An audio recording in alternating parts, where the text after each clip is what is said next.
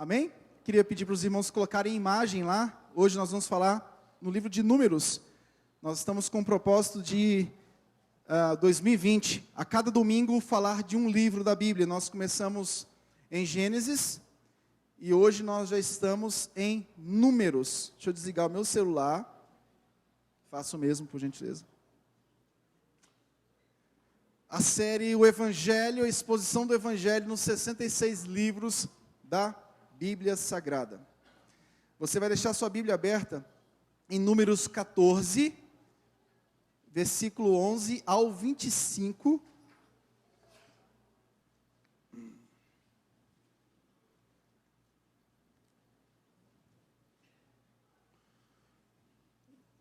Números 14, versículo 11 ao 25.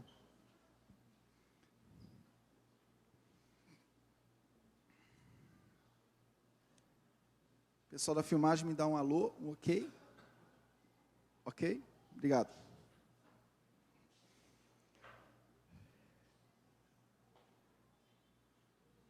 Amém. Acharam? 14, 11 ao 25. Fique em pé, por gentileza.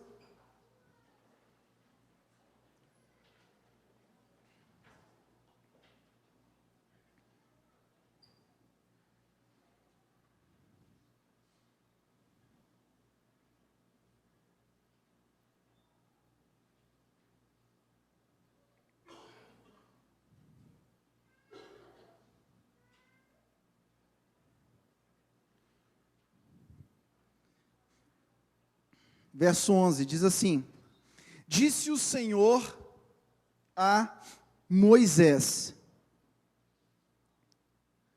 Opa, desculpa, gente. 14, 11? Isso mesmo? Tá bom, muito obrigado. Disse o Senhor a Moisés: Até quando me provocará este povo e até quando não crerá em mim, a despeito de todos os sinais que fiz no meio dele? Com pestilência o ferirei e o deserdarei, e farei de ti povo maior e mais forte do que este. Respondeu Moisés ao Senhor: Os egípcios não somente ouviram que, com a tua força, fizeste subir este povo no meio deles, mas também o disseram aos moradores dessa terra: Ouviram que tu, ó Senhor, estás no meio deste povo, que face a face, ó Senhor, lhes apareces. Tua nuvem está sobre eles, e vais adiante deles numa coluna de nuvem de dia, e numa coluna de fogo de noite. Se matares este povo como a um só homem, as gentes, pois, que antes ouviram a tua fama, dirão: Não podendo o Senhor fazer entrar este povo na terra que lhe prometeu com juramento, os matou no deserto. Agora, pois, rogo-te que a força do meu Senhor se engrandeça, como tens falado, dizendo: O Senhor é longânimo e grande em misericórdia, que perdoa a iniquidade e a transgressão, ainda que não inocenta o culpado, e visite a iniquidade dos pais nos filhos até a terceira e quarta gerações. Perdoa, pois, a iniquidade deste povo, segundo a grandeza da tua misericórdia, e como também tens perdoado a este povo desde a terra do Egito até aqui. Que o Senhor seja glorificado, que Ele nos leve ao arrependimento nessa noite. Que eu e você saiamos daqui contritos, felizes, mas cabisbaixos diante dos nossos pecados, diante das nossas falhas, e convictos de que a graça do Senhor é poderosa, é soberana para nos perdoar e nos restabelecer para a glória do nome de Cristo Jesus. Todos digam amém? Amém. Pode se assentar.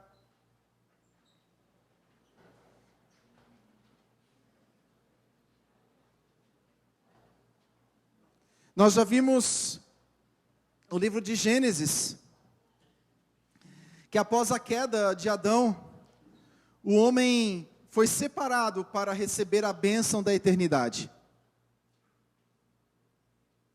Na narrativa de Abraão, a narrativa que desencadeia em Cristo Jesus, é a narrativa que nos mostra Deus separando, o início de um povo sendo separado para receber a bênção da eternidade, da vida por toda a eternidade com o Senhor. Essa é a maior bênção, meus irmãos. Essa bênção da vida eterna é uma bênção que precisa ser motivo de alegria. Todos os dias nós precisamos acordar e agradecer ao Senhor por tão grande dádiva, por tão grande poder do alto que nos alcançou. Nós temos a tendência enorme de murmurar, e é natural que, como seres caídos, nós murmuremos, mas não é natural que seres regenerados, como eu e você, continuemos nessa expectativa de murmuração. Êxodo, a gente viu a libertação, na própria presença do Senhor, o povo é liberto. Levítico, semana passada nós falamos que esse povo que foi separado em Gênesis, foi liberto no livro de Êxodo, na presença de Deus, agora eles precisavam viver na presença de Deus. E o livro de Números agora vai falar sobre o descanso prometido. Ou seja, Gênesis fala de um povo que é separado, o Êxodo um povo que é liberto. Levítico fala da vida na presença de Deus, e agora Números fala desse povo que está diante de Deus, perante a face do Senhor.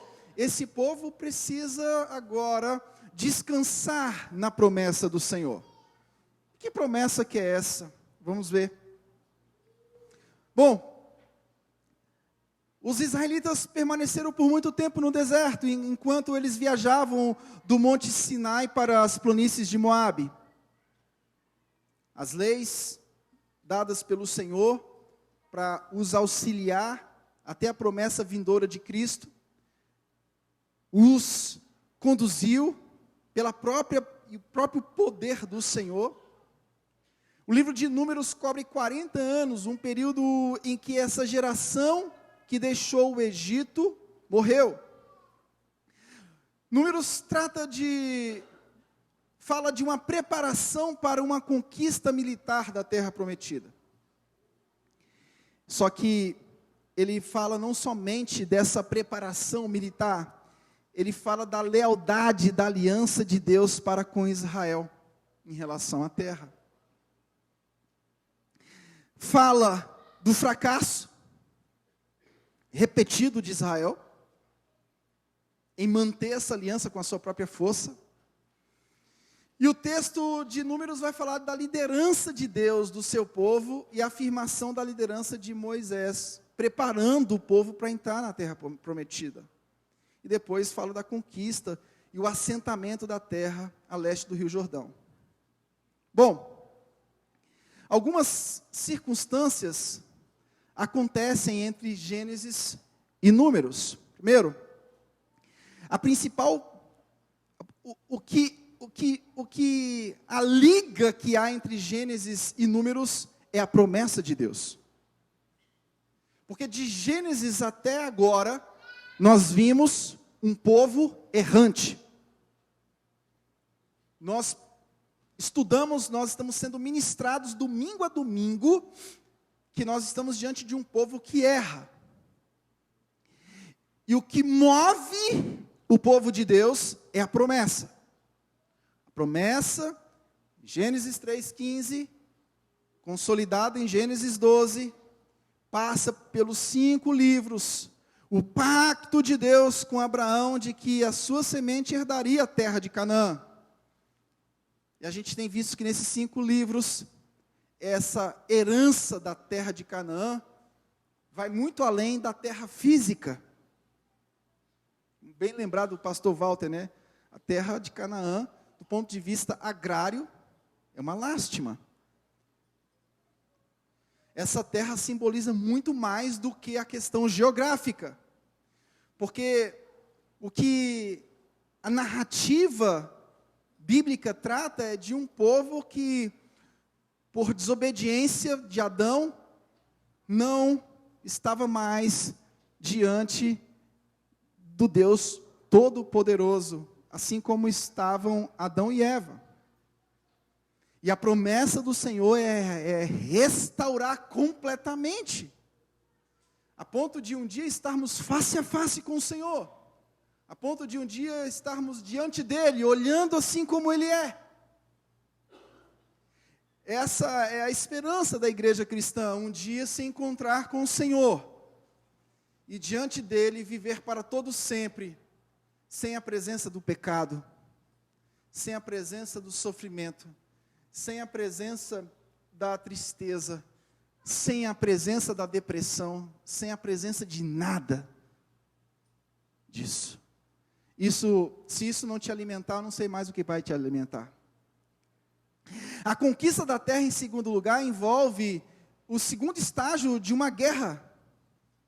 O primeiro estágio foi contra Faraó, lá em Êxodo, que a gente viu, liderado por Moisés, mas por Deus, o nosso guerreiro, interviu. E agora, no segundo estágio, Deus pretende que o seu próprio povo se envolva nessa guerra. O Deus que resgata o povo da escravidão, em Êxodo, para torná-los seu próprio povo, esse Deus vai colocar esse povo na terra, mas eles devem se apropriar da conquista real dessa terra. Isso explica aqui as listas de censo, que contam os homens que podem lutar e colocar as tribos em formação de batalha em torno do tabernáculo. A gente vê aqui a lista no início, da qual Números deriva o seu próprio nome, que prepara a primeira geração para a conquista por meio de Cádiz. O segundo prepara a segunda geração para a conquista através do Transjordânico. Então, esse motivo também explica as várias narrativas no final, incluindo a própria sucessão de Josué e os vários assuntos, no capítulo 1 ao 36. Em terceiro lugar, a gente lembra de Gênesis 12, 7, que imediatamente após a promessa da terra, Abraão construiu um altar ao Senhor. Quando a gente lê as várias partes da lei, intercaladas aqui nessa narrativa, a gente descobre que elas se concentram principalmente no relacionamento dos israelitas com o seu Deus. A Bíblia trata do relacionamento do seu povo, do povo de Deus com o seu Deus. A nossa vida gira em torno do nosso relacionamento com o Senhor. Nós nos relacionamos com Ele. O papel central do tabernáculo era justamente o que aparece aqui em Números. As preocupações anteriores no Pentateuco é justamente essa, a presença de Deus no meio do seu povo e a adoração devida. E finalmente o próprio povo de Deus não se sai bem aqui em Números. Aqui nós vamos ver queixas, desobediência. Mas nós temos, além das queixas contra Deus, e um líder escolhido, Moisés, que começou em Êxodo, e em Números 11, 14, 20 se repete, nós temos um relato dramático de um Deus, um povo que é chamado, um povo que desobedece, mas um povo que está diante de um Deus carregado de compaixão, carregado de misericórdia. E essa misericórdia será estendida sobre você e sobre mim.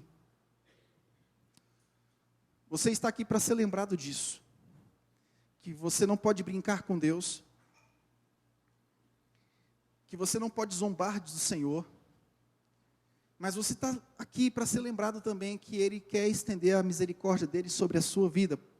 Tem jeito para você. A grande estratégia de Satanás é dizer para nós que não há perdão, que não há misericórdia, que não há graça. Mas o Antigo Testamento é repleto da graça, é repleto da misericórdia. Por quê? Porque o que está em questão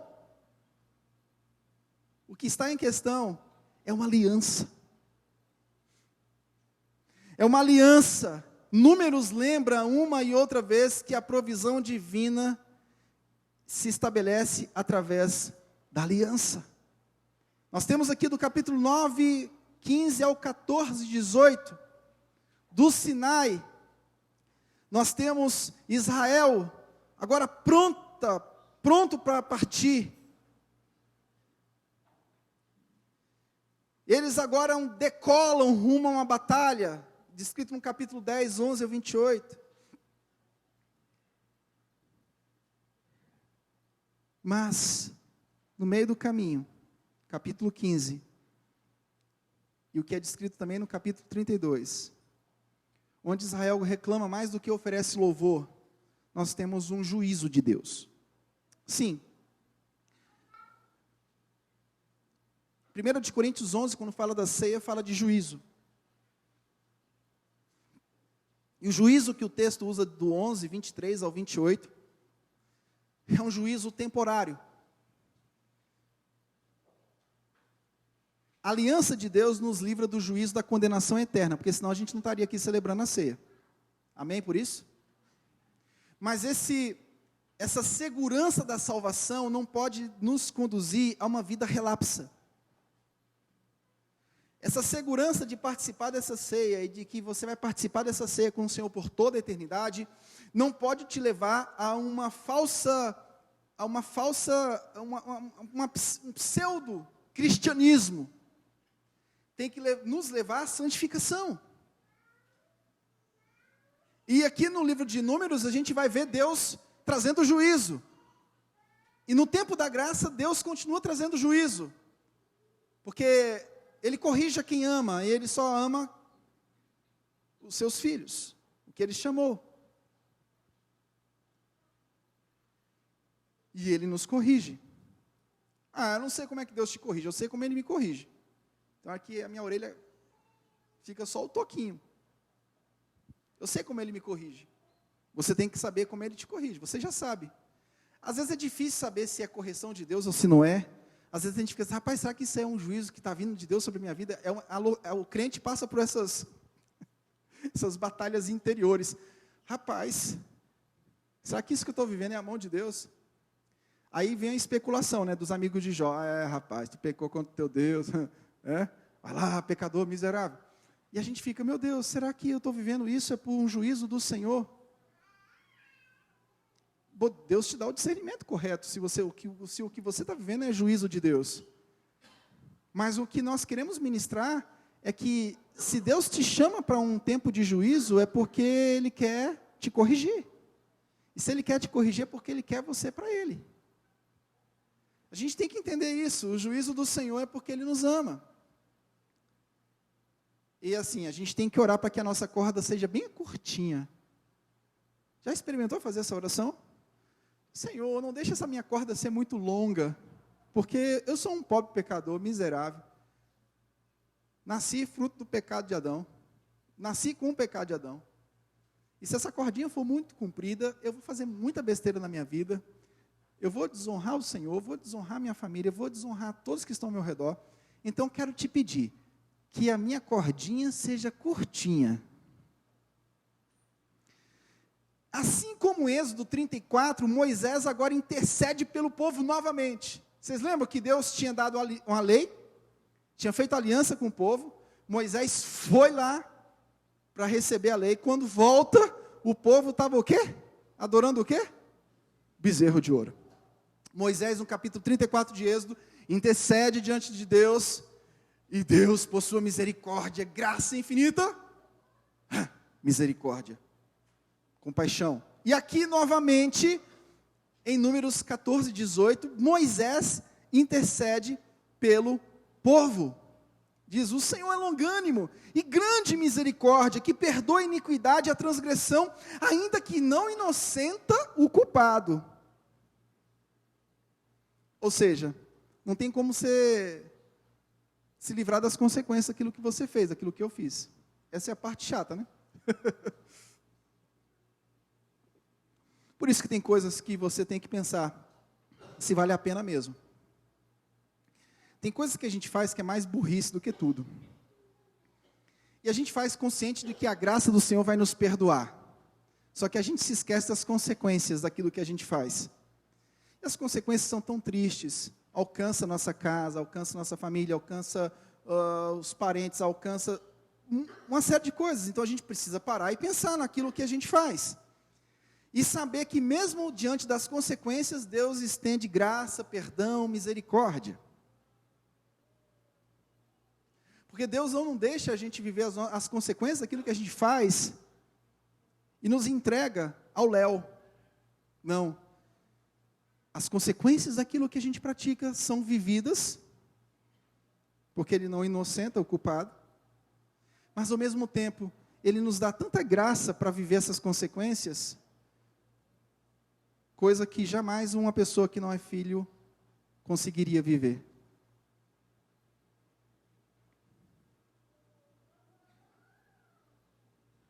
Aqui nós temos os papéis cruciais de Josué e Calebe. Um do lado de Efraim, reino do norte, outro em Judá, reino do sul. A história deles vai continuar em Números 27, no livro de Juízes, no livro de Josué, no livro de Juízes. E eu queria destacar aqui algumas questões importantíssimas para a nossa edificação. Primeira coisa.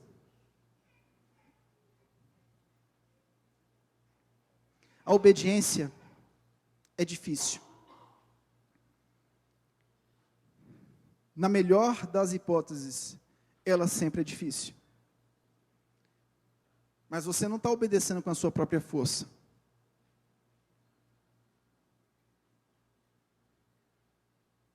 O povo de Israel, em Levítico, eles deviam viver diante da face de Deus. Mas Deus proveu os meios necessários para que isso acontecesse. Agora você imagine no tempo onde nós temos a vida regenerada em nós. Você imagine, na antiga aliança, Deus proveu os meios necessários para sustentar o seu povo. E você imagine na nova aliança, Cristo regenerando o nosso coração. Nós tendo total condição, hoje nós temos total condição de se voltar para Deus, pela graça. A obediência é difícil, sim, mas ela é altamente possível. Não porque a gente possa fazer isso com a força do nosso braço, com os méritos, com a nossa própria justiça, mas porque nós andamos por fé. Assim como nós fomos justificados pela fé para a salvação, essa mesma fé justificadora é a fé pela qual nós andamos, dia após dia. Nós andamos nos méritos da obediência, nos passos de Jesus Cristo. E às vezes o caminho da obediência está cheio de buracos. Cheio de buracos. Apreensão, luta, suor. Mas é preciso lembrar do descanso prometido pelo Senhor. O livro de Números trata do juízo de Deus, mas o livro de Números trata do descanso do Senhor. Então, diante da sua luta, da sua labuta diária, nunca se esqueça que a sua obediência, ela está conjugada com viver o descanso do Senhor. Qual descanso? O descanso dado, prometido a Adão, Gênesis 3,15, e Abraão, Gênesis 12. Em ti serão benditas todas as famílias da terra. O descanso de estar diante de Deus, pelo mérito do que Cristo fez, o descanso de saber que a nossa momentânea tribulação não pode ser comparada com aquilo que nos aguarda. Não pode ser comparada com aquilo que nos aguarda. De forma alguma.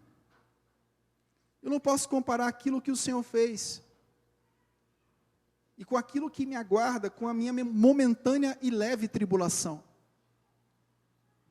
Por que é momentânea e leve? Porque não se compara com o peso da glória de Deus que há de ser revelada a nós. Capítulo 14, 11 ao 25, nós temos duas coisas: o juízo do Senhor e a misericórdia do Senhor. A palavra começa com a análise do pecado de Israel.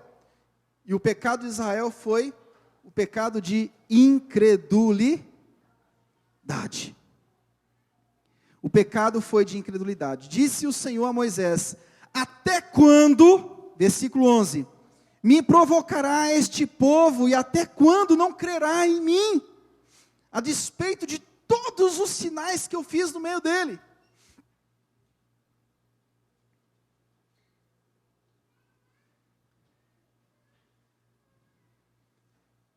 E essa é a palavra que é a situação que a gente vive no tempo da graça. A gente tem confiança que Deus nos salvou por intermédio do sacrifício de Cristo. A gente foi ensinado, nós pregamos, nós ouvimos a pregação todos os domingos, que Deus estará conosco todos os dias, até a consumação dos séculos. Mas nós insistimos em descansar nestas coisas passageiras e terrenas. E o livro de Números vai nos ensinar que diante do juízo de Deus, nós precisamos descansar na soberania, no cuidado, no próprio descanso que é a promessa. Hoje eu estava em casa, olhando o Otávio crescendo, o bicho já está, rapaz, está maior que a Gisele. Começou a me vir um espanto. Meu Deus, o tempo está passando. Daqui a pouco, falei, opa, calma aí. Sim, o tempo está passando. Cada dia que passa, você se envolve mais em projetos e fica mais comprometido. Sim. Mas Ele está comigo. Ele está conosco. E a minha esperança não é naquilo que eu vejo. Não é naquilo que está adiante de mim. Mas a minha única esperança é cumprir a missão e um dia ser resgatado para ver a glória de Deus. Pronto, acabou. Simples assim. Se você não concentrar a sua vida nisso, você vai se concentrar em outras áreas. Se você não concentrar a sua vida na missão e na esperança gloriosa do retorno de Jesus, se você não concentrar a sua vida em fazer cumprir a vontade do Senhor, outras vontades e outras esperanças vão ocupar o seu coração e vão te oprimir de tal forma que você vai dizer, eu não aguento mais. Eu não aguento mais. Os israelitas se recusaram a crer no Senhor e trataram o Senhor com desprezo. O versículo 11 vai tratar justamente disso. Até quando me provocará este povo? Meu querido, não tem como você fugir daquilo que Deus já estabeleceu para a sua vida.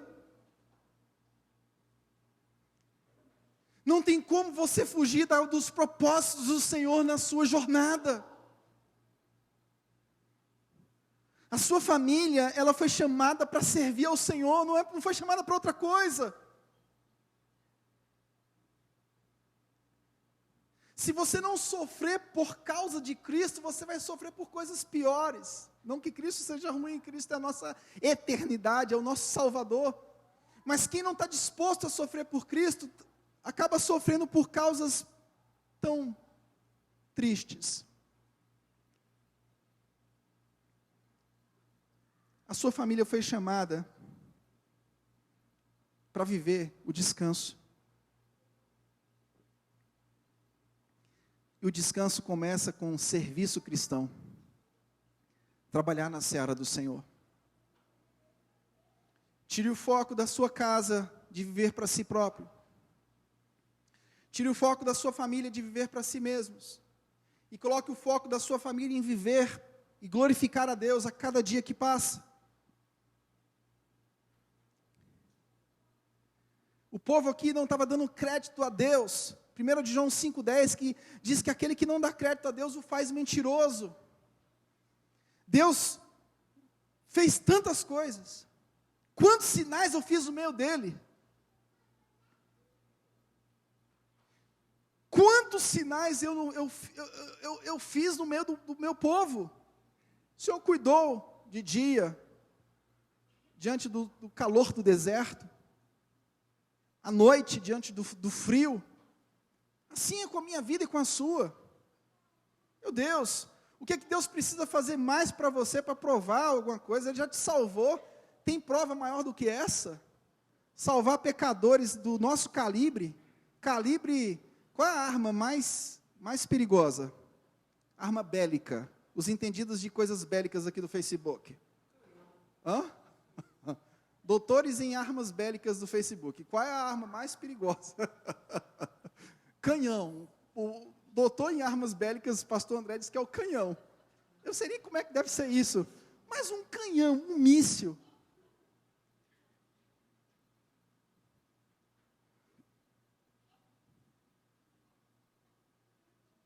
A verdadeira falta de Israel é pensar que Deus não era capaz de cumprir a sua palavra. Era o problema de Sara. Ah, meu Deus do céu. Ah, tudo velhinho aqui, caquético, velhinho. Essa promessa, esse descanso que Deus prometeu a Abraão, que viria através do nosso filho, isso vai acontecer não. Nós vamos morrer. Essa promessa de redenção, através da gente, isso não vai acontecer. Olha a nossa circunstância. A fé é, na sua essência, a certeza de que Deus cumprirá aquilo que Ele falou. A incredulidade de Israel, nesse momento aqui em Números, contrasta com a fé de Abraão. Gênesis capítulo 15, versículo 6. E a resposta de Deus é: com pestilência o ferirei e o deserdarei.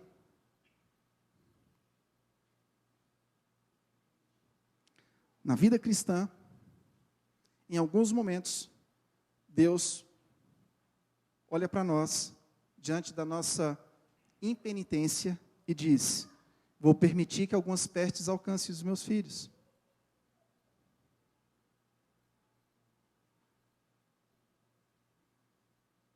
Deus quer você perto dele. Pai quer o filho perto.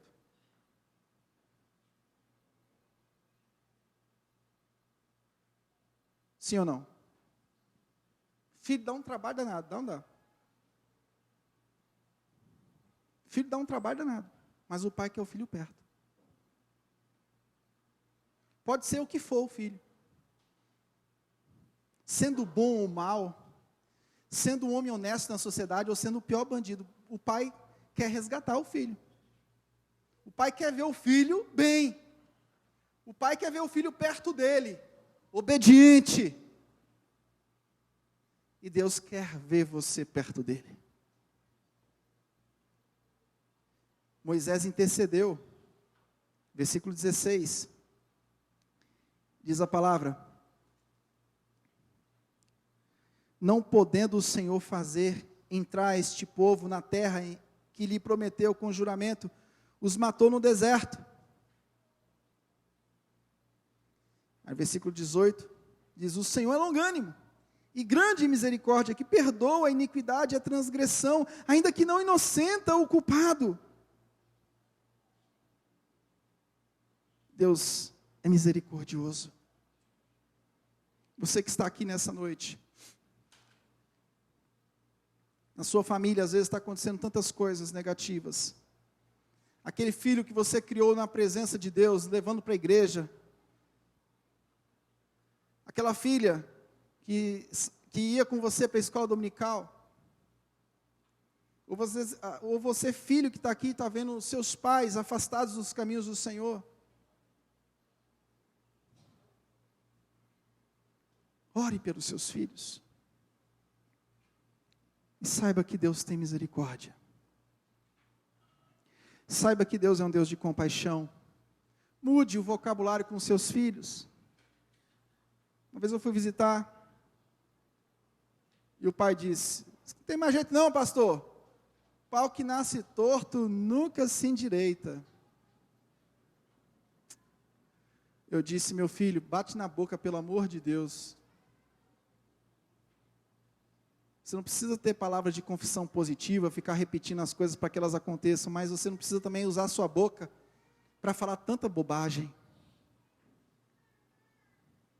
Nós estamos diante de um Deus que é o dono da salvação.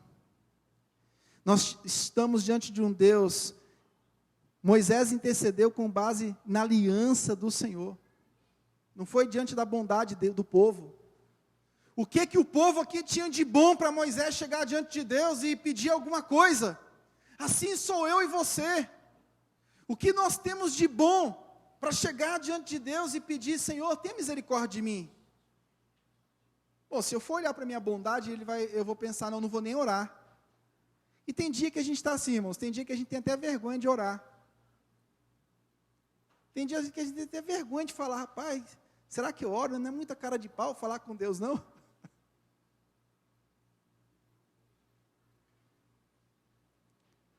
Ore ao Senhor. Independentemente do nível, do estágio que você esteja, ore.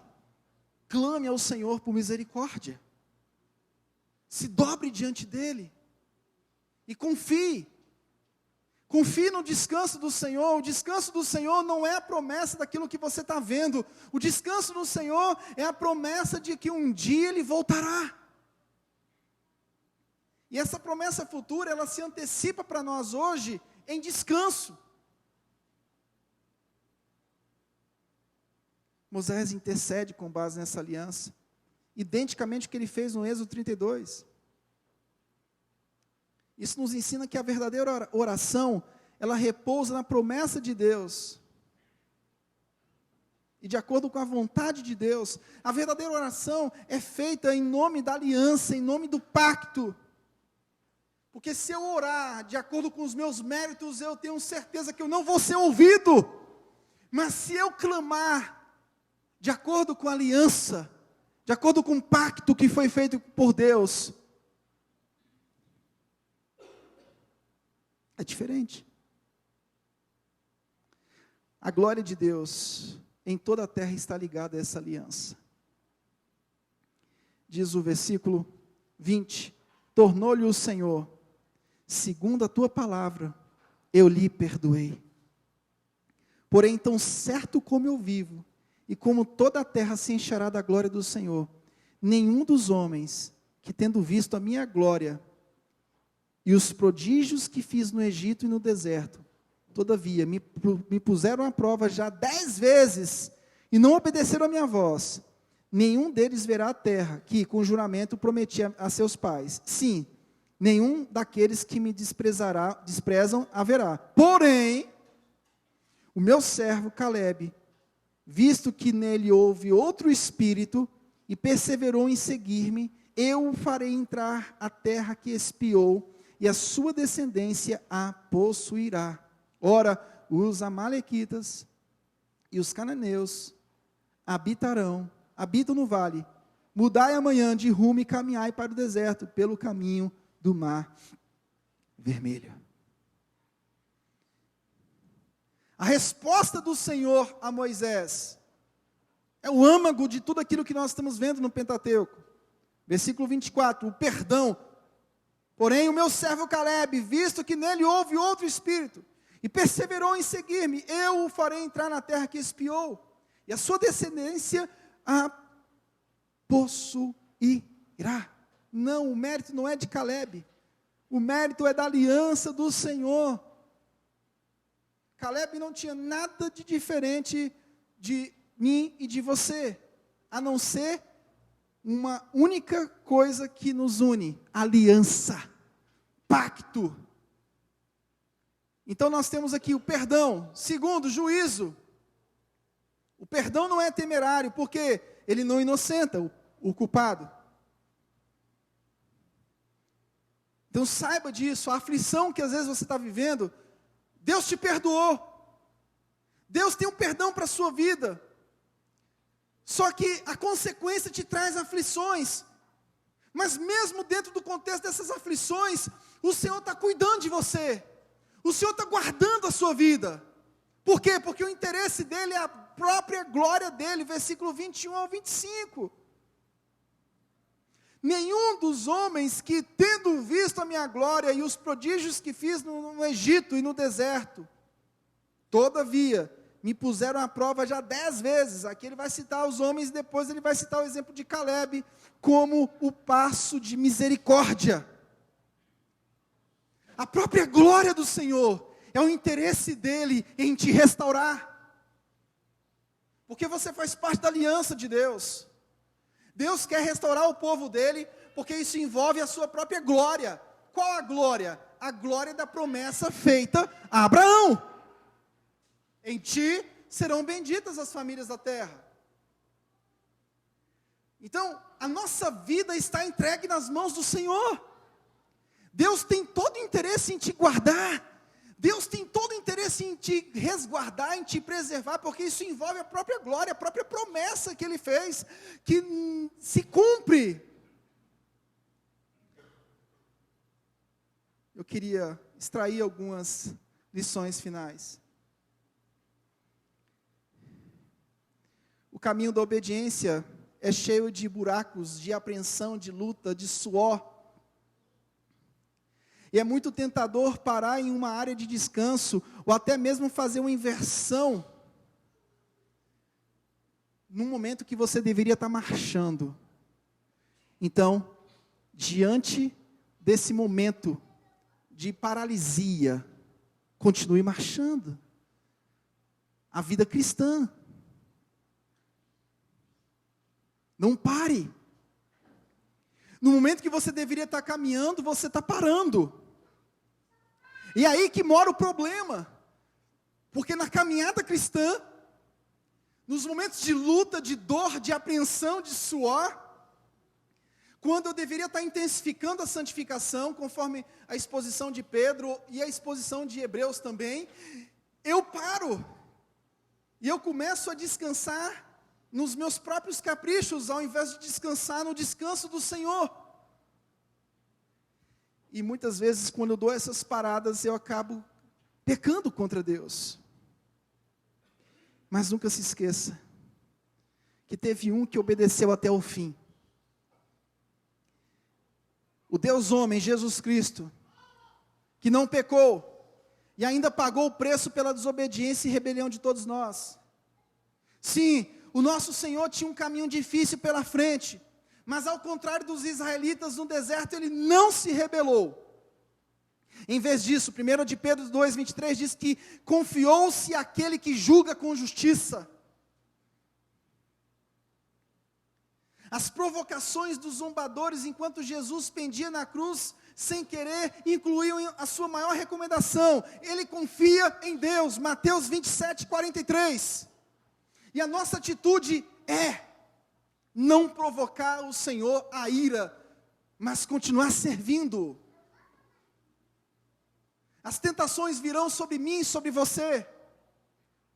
Mas essa noite, a palavra do Senhor está dizendo para um povo chamado por Ele, cuidado por Ele, diante das lutas, das perseguições, diante da apreensão, continue confiando no descanso eterno do Senhor. Porque quando você crê no Senhor, confia e obedece, e no que Ele fez por você por intermédio de Cristo, está claro o caminho para entrarmos no descanso prometido por Deus. Hebreus 4:3 diz que nós que cremos entramos neste descanso. É através de Jesus Cristo que a santidade e a justiça de Deus são satisfeitas. E a sua promessa inabalável de bênção pode e vai ser realizada. Tudo o que nos resta para nós é acreditar na provisão graciosa que Deus fez para nós. E entrar no restante que Ele prometeu e preparou para nós. Não pare. Porque a graça do Senhor já está contigo. Ele já está conduzindo a sua alma. Ele já está conduzindo a sua vida. Nós, como povo de Deus hoje, nós temos também essa esperança da terra prometida. Um lugar de comunhão. Um lugar preparado pelo Senhor. Quando nós, assim como os israelitas, permitimos que os grandes desafios da vida nos façam esquecer do poder de Deus, Ele nos disciplina. Aí o Tiago, a pesquisa do Tiago, disciplina. O Tiago está pesquisando sobre isso. Assim como no Antigo Testamento a gente vai identificar o juízo, no Novo Testamento a gente vai identificar que em alguns momentos Deus nos disciplina. Para que sejamos unidos a Ele constantemente, em paz, em segurança, em pleno relacionamento com Ele. Então, se Deus está te disciplinando, não despreze isso, simplesmente diga: Senhor, sim, pequei contra o céu, pequei contra a terra, pequei contra todos. Essa disciplina está machucando, mas essa disciplina machuca porque é através dessa disciplina que você vai ver a segurança, é que você vai ver a alegria, é que você vai ver o peso glorioso do que significa ser salvo em Cristo Jesus. Deus disciplina para o bem, para que possamos compartilhar da sua santidade. Se Ele não nos disciplina, a gente não participa da sua santidade, porque a santidade de Deus não é algo feita de forma vazia, de forma desorganizada. Deus nos disciplina para que possamos compartilhar a sua santidade. Não ter disciplina parece agradável naquela hora, mas é doloroso. Mais tarde, porém, produz uma colheita de retidão e paz para aqueles que foram treinados por ela. Sim, Hebreus capítulo 12, versículo 10 e 11, fala justamente sobre isso. Eu quero fazer algumas perguntas finais. Hebreus 12, 10, diz o seguinte: pois eles nos corrigiam por pouco tempo, segundo melhor lhes parecia, falando dos pais. Deus, porém, nos disciplina para aproveitamento, a fim de sermos participantes da sua santidade. Toda disciplina com efeito, no momento, não parece ser motivo de alegria. Sim, disciplina dói.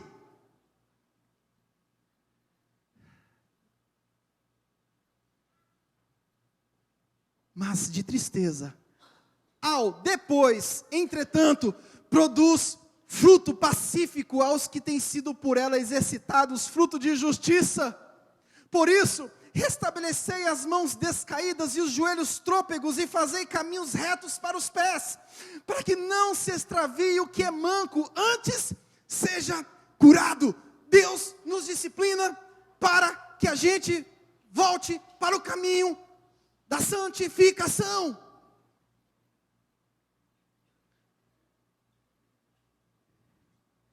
Deus nos disciplina para que a gente volte a saborear o descanso de Deus.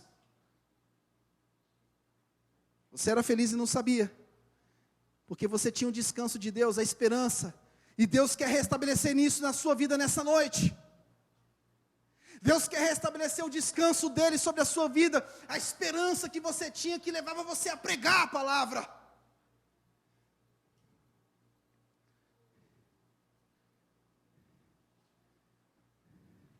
Deus quer que você viva esse descanso de forma mais plena. Quais são os maiores desafios em sua vida que ameaçam você esquecer o quão grande é Deus? Deus está te disciplinando para que você enxergue que não há outro Deus. Deus está te puxando para perto com muita dor, para que você não deixe de entender que só há um Deus e um só Senhor. Onde você procurou descanso e realização na vida e não para Deus. Qual foi o momento que você se distraiu? Deixou de cultuar a Deus em família? Deixou os filhos fazerem o que eles querem fazer?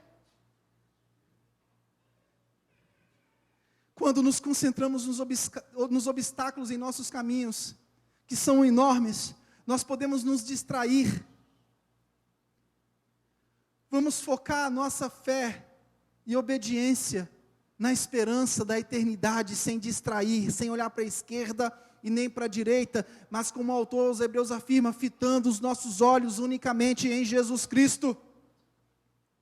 Quando olhamos através de Jesus, as bênçãos do passado, do presente e do futuro de Deus para nós, seu povo, ganham clareza e começamos a atravessar a terra prometida de uma nova vida em comunhão com Ele, porque quando a gente olha para Jesus, a gente identifica que Jesus passou por aqui, e Ele deixou claro que não teríamos uma vida fácil, mas Ele deixou bem claro que nós teríamos que ter bom ânimo, e esse bom ânimo só seria concedido pela graça, e essa graça nos ajudaria a vencer o mundo. Meu querido, em nome de Jesus, levanta a tua cabeça e anda. Levanta a tua cabeça e anda. Agarre o perdão de Deus hoje. Agarre a graça do Senhor hoje. Agarre a misericórdia do Senhor hoje. Levante-se. Bata o pó da poeira. Saiba que você não vai se livrar das consequências daquilo que você fez. Mas saiba que Deus vai te sustentar, e você vai voltar a produzir para a glória de Deus, você vai voltar a produzir para a glória do Senhor, vai voltar a pregar o que você pregava, vai voltar a ensinar o que você ensinava, vai voltar a fazer a obra de Deus com mais intensidade como você fazia, e vai parar de murmurar como esse povo de Israel murmurava.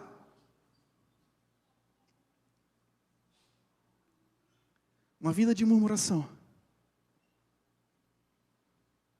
ela precisa ser interrompida por uma vida de ação de graças. Sim. Gênesis, nós temos um povo que é separado. Êxodo, uma libertação na presença do nosso Deus. Levítico, uma vida na presença de Deus. E agora em Números, um descanso prometido. Vinde e adoremos ao Senhor.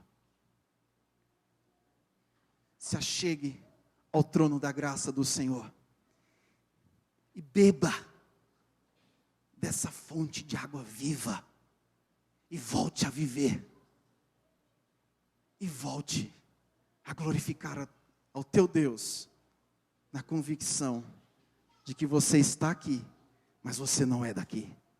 Números traz essa convicção. Eu estou aqui, mas eu não sou daqui. Eu sou do meu Pai, e Ele é meu. Que o Senhor te abençoe nessa noite, e te faça reviver, para a glória do nome dEle. E que essa palavra ministrada, resgate você, do mais profundo abismo, dos lugares que você jamais conseguiria sair com a sua própria força, mas que o Senhor poderosamente te levante, te erga com a mão forte, com a mão poderosa, e faça aquilo que você não está conseguindo fazer.